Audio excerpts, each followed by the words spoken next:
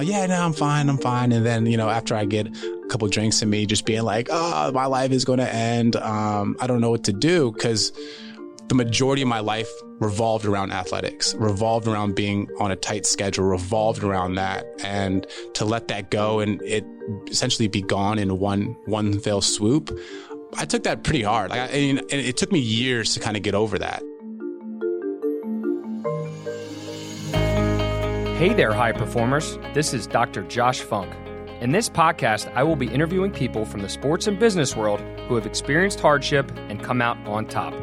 Through their challenges, strategies, and mindset, I hope that it will give you the tools you need to perform for life. Hey everybody, it's Dr. Funk here. I am very, very happy to bring to you today the owner of Pure Fire Yoga, Marcus Lee. What's up, Josh? So you are a local product, right? You grew up in Silver Spring. You went to St. John's College High School. Both places look very, very different than they did, say, a decade ago.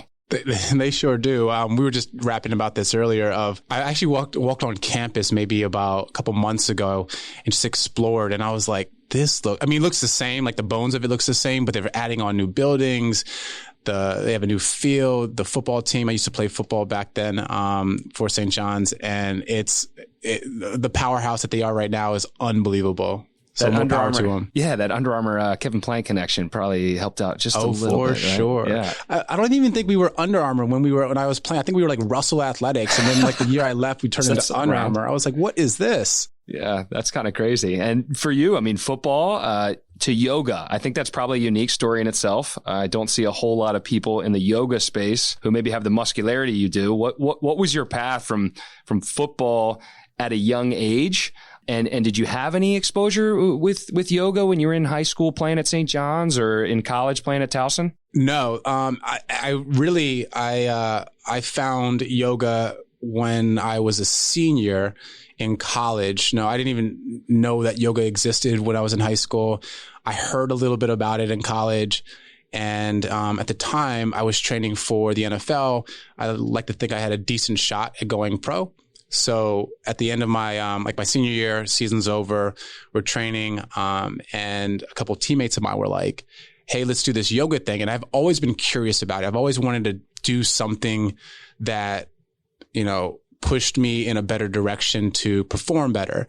And so we did this yoga class, and I was like, okay, cool, this would be a good recovery day, and some stretching, et cetera, et cetera.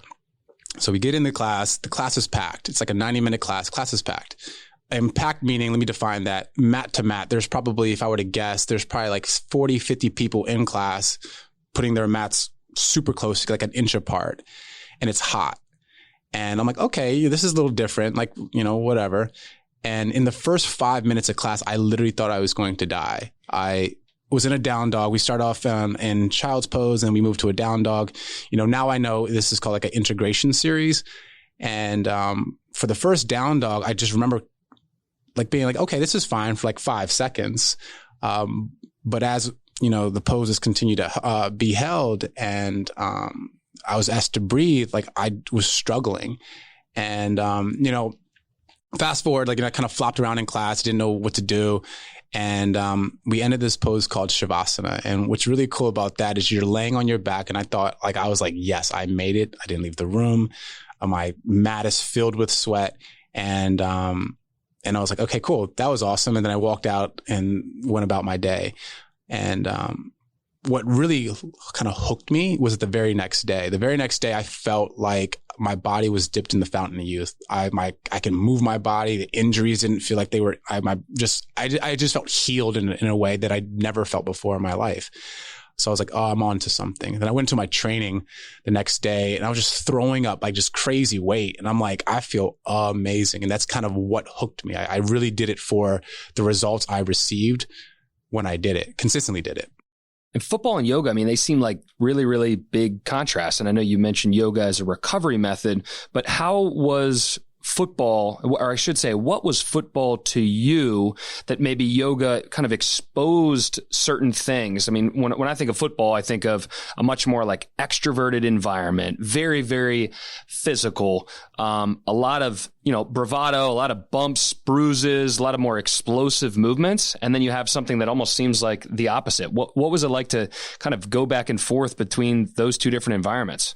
What yoga helped me realize is it's there too. Like it's there, that the bravado, like all that stuff is there on my yoga mat. It's just, I'm processing it in my head. Before I actually entered I'm fast forwarding for and I'll come back to it, but before I entered my first teacher training program, I was always in my head with a lot of things in football, and I got to kind of tussle around with it in yoga. Like it was just all there. Like it was in my body. It was how I was moving. It was how I was responding to whatever I was asked to do. I felt like it was quite the humbling experience for me to kind of to chill me out. Like I was kind of high strung. I still do. Like I put a lot of pressure on myself. I just remember thinking just like, after these hard classes or being in a pose for so long or kind of fumbling around in class, like nothing else mattered. Like that was my moment just to be, we call this present. Like I felt present. I just felt like this is like no worries in the world.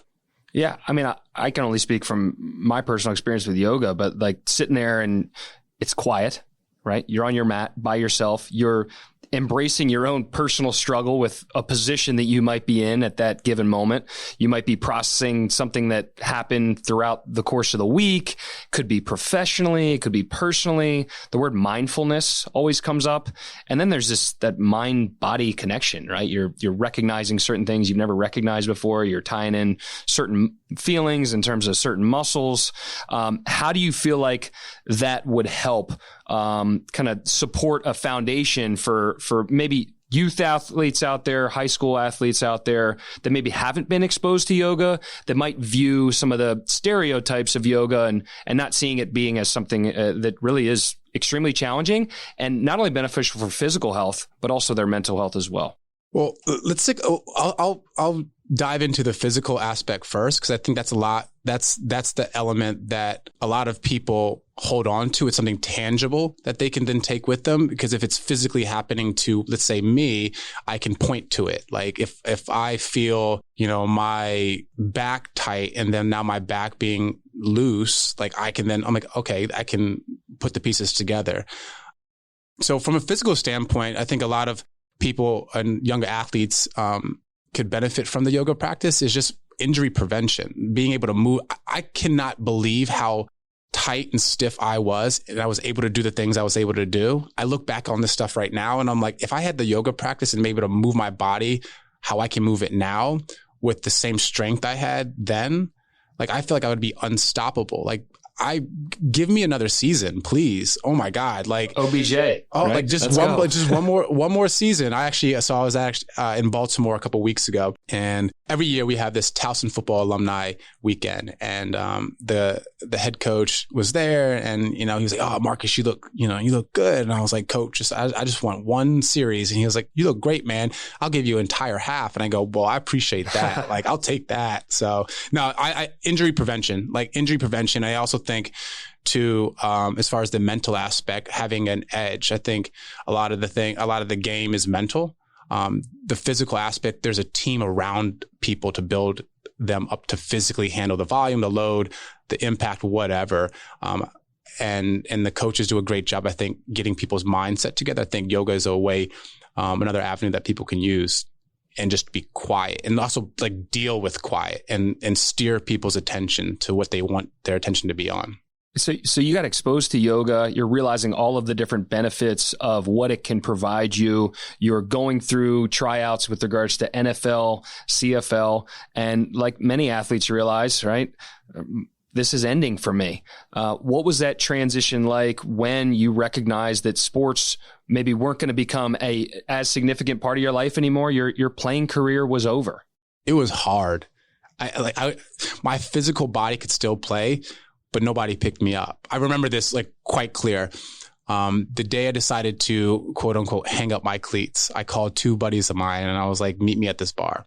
And I was like, and they were like, you all right? And this is not at nighttime. This is during the day. Yeah. And they're like, you all right? I'm like, yeah, I'm all right. And then, they get to the bar, and I remember like just ordering drinks, and they're like, are you okay? I mean, it's probably like 2:00 or something. And it's like finals week in college, right? Yeah, probably like around that. Yeah. Like, I remember being like, yeah, no, I'm fine. And then, after I get a couple drinks in me, just being like, oh, my life is going to end. I don't know what to do, because the majority of my life revolved around athletics, revolved around being on a tight schedule, revolved around that. And to let that go and it essentially be gone in one fell swoop. I took that pretty hard. And it took me years to kind of get over that. I would try to emulate like my schedules. I would try to emulate, I took my first August off the very next year, and I was like, what do people do? And people go to the beach, and I was like, this shit sucks. Like, I'm used to being in training camp. I'm used to training. And, over the years I got accustomed to it, but that was a really, really hard time for me. I honestly was probably one of my darkest places in my entire life was that. Like, I wasn't a heavy drinker at all, in college, but that was my heaviest drinking period in my life, because I had nothing. I was like, I don't need to be sharp, or I don't need to be, great for anything right now. I'm trying to handle this. Right. Mm-hmm. And then a couple months later, right? Or was it a year later when the big crash hit, right? No, so it was like this was like right around the same time, right? It was all happening in the midst of it. It was all happening the same. Like, I graduated when the housing market crashed. Yeah. Like, there was no jobs, zero. Right. And I'm thinking, I was a pretty standout athlete. People are going to be like busting down the doors to hire me. And that just wasn't the case. And to go from, a high, quote unquote, high profile athlete to nobody knowing you, that was hard. And to go from like everybody like comping you with stuff to actually paying for your stuff, that was like interesting to me. I was like, oh, you actually have to pay for stuff now. Right. So it was just really weird and really hard, and an interesting point in my life. And very confused, very, very, very, I mean, I'm still confused, but not the confusion I had then. Yeah. And then at what point did you get into yoga, being a teacher, wanted to go through this process and making something that, you had only recently been exposed to a part of your regular everyday life? I like the physical aspect of it. That's why I can speak to a lot of athletes now who are used to a type of training or type of talk or whatever. Like, I was just drawn to the physical aspect of it. It reminded me of like training for football. Like, it was just very, very different. The movements were very different. The breathing was very different. And instead of like a barbell or a track, I had my yoga mat and heat. So I was able to kind of channel what I experienced as growing up into the four corners of my yoga mat and my teacher teaching a class. So when you realized that yoga was going to be something that was going to be a little bit more of a career for you, you decided that you wanted to go down this teacher route. Did you have any challenges when it came to, I almost want to say, like shifting your personality away from the football field, right? Let's bump helmets together and yell at each other and get real hyped, to this completely, other end of the spectrum with regards to ideally providing people with an environment where they could calm down, they could relax, they could release, and overall just kind of let go. The biggest thing for me was actually using my voice. So my voice now is my work tool. With football, it was what I could do on the field. And I was, people can't even believe it now that know me. I was super quiet. I was super shy, never talked. And how I led was through action. That's all I knew how to do.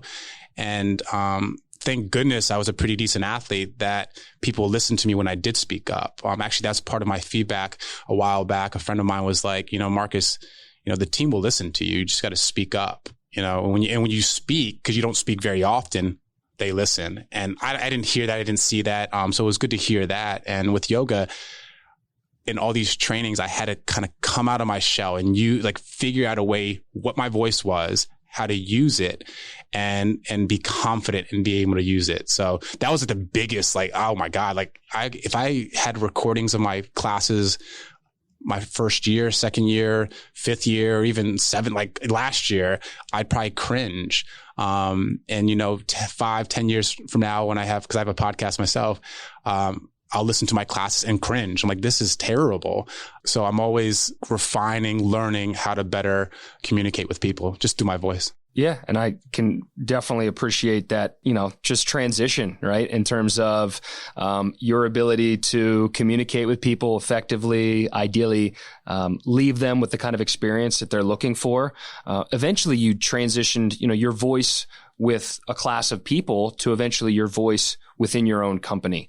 I know we've talked a little bit about the process to get to that point, recognizing there's a lot of different ways to do business, appreciating things that you like about all of the different aspects. I mean, I can speak from a physical therapy standpoint. I worked 2 different private practice owners before doing my own thing. There were things that I liked in each of those environments. There were things that I didn't like. Both of those places did very, very well. It wasn't necessarily about anything negative with regards to those places, but I just knew that I wanted to do things a little bit different. What do you think, you pulled from those experiences, and how has it allowed you to create this culture that you have at Pure Fire now? The communities and the companies that I worked for in the past, like you said, they've done such amazing things. I've learned, the biggest thing that stand out are the communities. People wanting to actually be there in the space, in these yoga spaces, in these yoga rooms, people wanting to actually connect with people and talk and hang out even after class. I found that super interesting, and it reminded me a lot of the locker room. The people ask me now, even, do you miss football? And I'm like, yeah, until I actually start doing the things I used to do. My body's like, you can't do that stuff. But what I miss most about it is the time spending with the dudes in the locker room. Like, we would just go crazy, and just it was like the best, the absolute best. And I get a little bit of that when just chatting it up with the community and seeing them on a day-to-day basis and catching up on their lives and asking about their kids and seeing if they got that job that they were so nervous about they were interviewing for. So that is what stood out to me with the companies that I came from in the past, or from the past, and which I bring into with Pure Fire. And I'd like to think I have a different leadership style. I know I have a different leadership style than the places that I came from, and I really pull from my time with like leading teams. I got a chance to captain my high school football team, and I got a chance to captain my college football team. And, to get like 50 to 100 guys with coming from different backgrounds and different motives, and not motives, but more motivation, to get them all on the same page. It's no different from how I lead my team now. It's one of my biggest rules is, if I'm not going to do it myself, willing to do it myself, I can't ask anybody to do it. The whole lead by example thing is quite real for me. And even as a teacher, if I can't do something, or I don't do something, or I won't do something, I will not ask anybody to do it, because I kind of had to eat my own stuff. Yeah. And I think there's a certain authenticity to that. And I think there's also something to be said about somebody from a leadership standpoint. I'll just bring up the book. I'm not sure how familiar you are with the New Zealand rugby team, the All Blacks, right? The book Legacy. They have this like motto that they use called sweep the shed, right? The captains of the team, or the leaders of the team, are not too big or too important to do some of the most remedial or perceived to be lower level tasks. And being able to chip in at all hours of the day, or to any task that is going on within the confines of your facility, I think speaks a lot. I mean, Ed Reed talked about it on something where, he would talk to the people cleaning up the place, and he would help them clean up tape, and he would get on his teammates about making sure that they're not creating an environment that somebody who's perceived to be lower on a totem pole, saying that that's just their job, So I think that there's things that carry over to success from a leadership standpoint in multiple areas. And that's definitely just something that I can appreciate. Getting back to the business ownership side of things, you having this leadership style, you're recognizing that your voice is having to change given the new environment that you're in. What are some challenges that you have just adjusting to some of the behind the scenes things? Cause I've always struggled with this. It's one thing to like, all right, I'm a good PT and I'm doing a decent job, and okay, I'm doing a good job delivering a service. And now like you're actually behind the scenes doing things that people never see, and in full transparency, recognizing how little you actually know. Was there anything that really stuck out for you? Oh my gosh. The first thought that came to my mind is how stressful it is at times. Like I could be in a meeting right before a class and have to switch my brain. Like that's like a tough meeting. And I have to switch my brain into walking into a class. And for me, I take pride in being upbeat and positive. It's something I work on every single day. That's like just my daily practice. And if I didn't do that daily, like I feel like on the owner's side and the behind the scenes work, it would destroy me. Our grand opening weekend, perfect example, grand opening weekend. We had the people kind of cleaning up the space. It wasn't built. The studio wasn't ready. Like we were launching in about 2 hours, I think it was. And there was paint everywhere. There was sawdust everywhere. And I'm about to go in and teach pretty much a packed class. So our studio fits 41 comfortably. I think we had like 55 people come. And like I have an entire team of people trying to scramble and, did you communicate with this? What's Instagram looking like? What's Facebook looking like? Et cetera, et cetera. And then I remember like it's probably like 10 minutes before class and it's like chaotic and people were excited. And I remember thinking, this is just getting me to the starting point. Class actually has to be good. Like as excited as people are and as, we want to get everything right.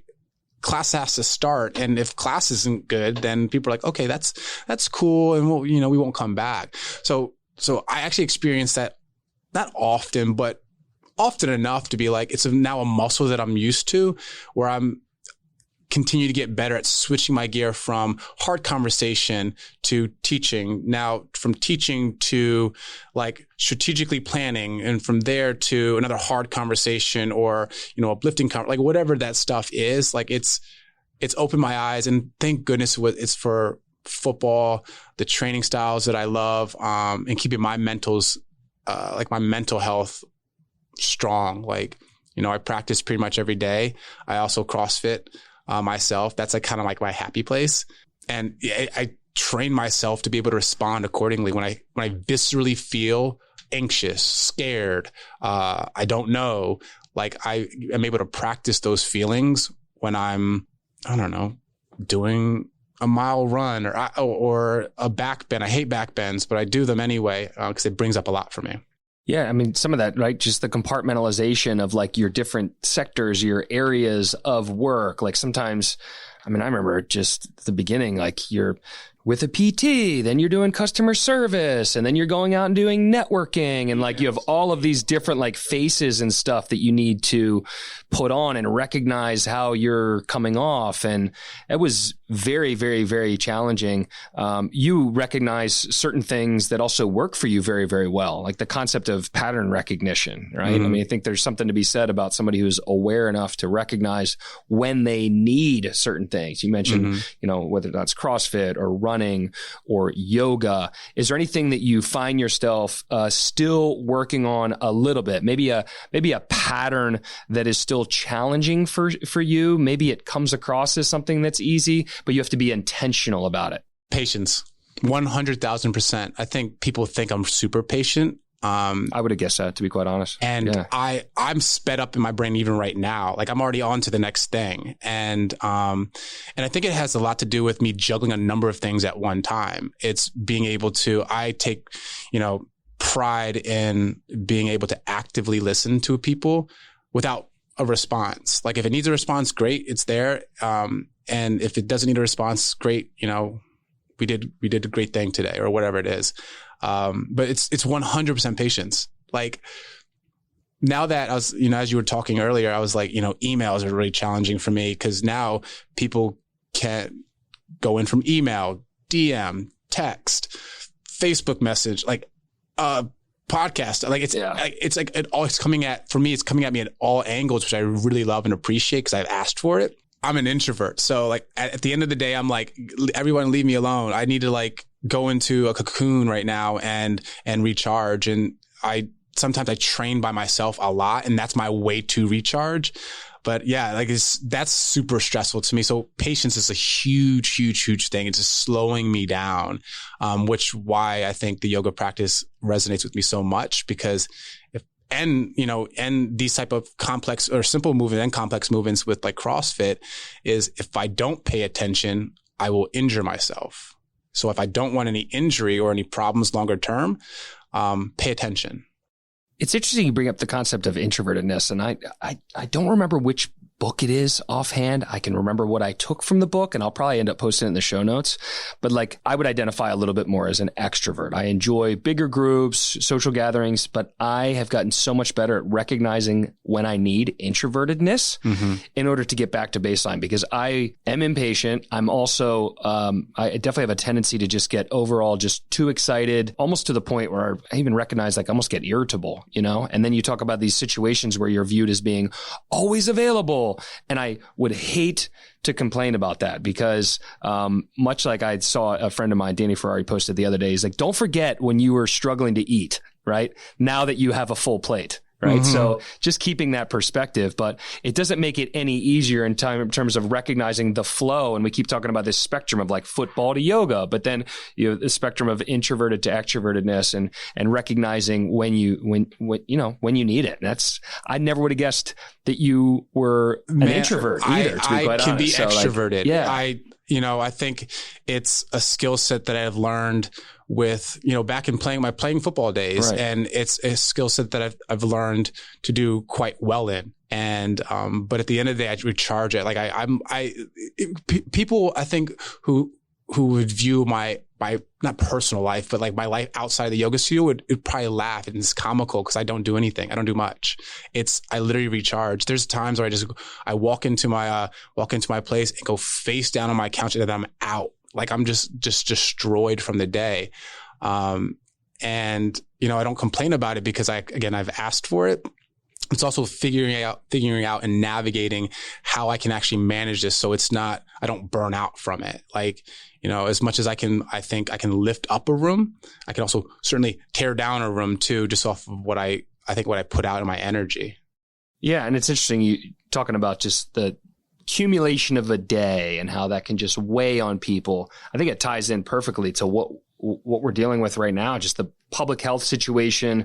There's a lot of fear, could almost call it borderline hysteria. I think overall, everybody has a greater sense of anxiety in their lives than they typically would. Do you have any recommendations? And is there anything that you're currently doing yourself or something that you have going on that you're providing for people in your community? Yeah. I mean, I think that's kind of nail on the head. What I would actually offer for people is doing something at least once a day that you like, that makes you happy. We're a lot of people and we're streaming live classes and all that stuff. But at the end of the day, I think, my yoga is the asana. So like the yoga practice, and my yoga is, high intensity training. I just love it. So when I do those things and I'm practicing those things daily, that's my happy place. Not to say my business is my business. I love it. I love the people, and the team. And so what I would offer is I know I'm kind of going all over the place, but I think what I would offer is do something once a day that will make you happy. Yeah. And I think there's so much out there too. Like if it's meditating, like I feel like people are like, Marcus, do you meditate? I go, yeah, I meditate all the time. When